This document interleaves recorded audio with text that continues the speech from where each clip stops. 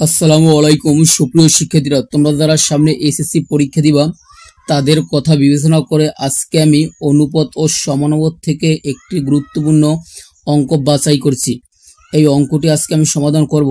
তুমি যদি একজন এসএসসি পরীক্ষার্থী হও অথবা নবম দশম শ্রেণীর শিক্ষার্থী হয়ে থাকো, তাহলে আজকের এই ভিডিওটি তোমার কাছে অত্যন্ত গুরুত্বপূর্ণ।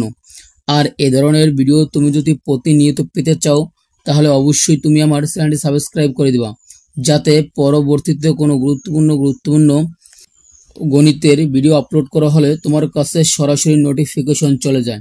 দেখো, এখানে আমাদের একটি সমীকরণ দেওয়া হচ্ছে m square minus 2m by a plus 1 equal 0। এই সমীকরণ থেকে আজকে আমাদের দেখাতে হবে যে root 1 plus a plus root 1 minus a by root 1 plus a minus root 1 minus a equal m. তাহলে আজকে আমরা এই সমীকরণ থেকে এই প্রশ্নটির সমাধান করব। যেহেতু আমাদের এই সমীকরণ থেকে সমাধান করতে হবে, তাই আমরা লিখে রাখলাম যে দেওয়া আছে যে m square minus 2m by a plus 1 equal 0। দেখো, এখানে আমরা এম স্কোয়ার এই প্লাস 1 রেখে দিলাম। এই 2m বাই এ মাইনাস ছিল, সাইড পরিবর্তন করার ফলে এটি প্লাস হয়ে গেল। তারপর আমরা আর গুণন করলাম। দেখো, এ দ্বারা যদি আমি এম স্কোয়ার প্লাস 1 এর গুণ করি তাহলে A into M square plus 1 equal এই 2m হয়। তাহলে এর সাথে এম স্কোয়ার প্লাস 1 তোমার গুণ আছে, সাইড পরিবর্তন করার ফলে সেটি 2m by M square plus 1 ভাগাকারে হলো।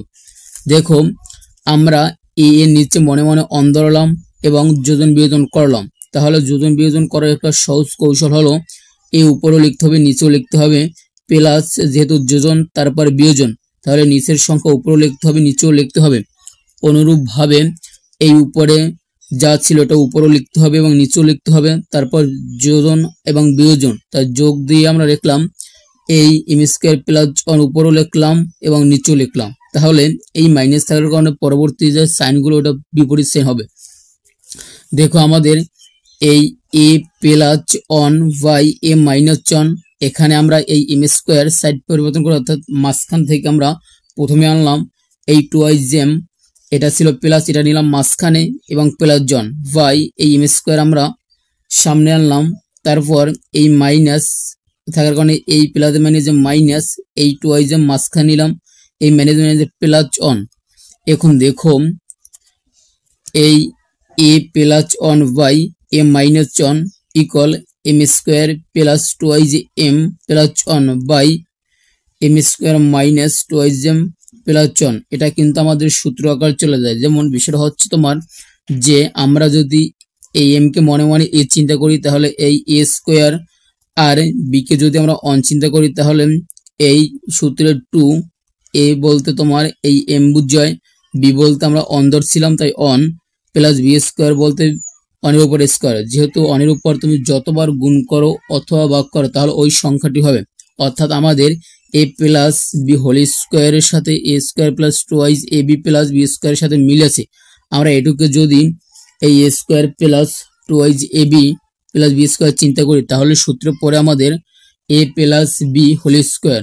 তাহলে আমরা এই অংশটির পরিবর্তে আমরা লিখলাম এ বলতে এম প্লাস বি বলতে আমরা অন ধরছিলাম, তাহলে এ প্লাস বি হোল স্কোয়ার। দেখো, আমাদের এখন এই স্কোয়ার কাটার জন্য, যেহেতু আমাদের প্রশ্নে চেয়েছিল যে root 1 plus a plus root 1 minus a by root 1 plus a minus root 1 minus a equal m, তাহলে আমাদের অবশ্যই এখানে এই স্কোয়ারের পরিবর্তে আমাদের রুট বসাতে হবে। তাই স্কোয়ার কাটার জন্য আমরা রুট বসালাম। তাহলে এবং এখানে দেখো উভয় অক্ষে রুট বসালাম, তাহলে রুট স্কোয়ার কাটাকাটি, এখানে এই রুট যেহেতু আমাদের উভয় পদের সাথে আছে তাই আমরা উভয় পদের সাথে নিলাম।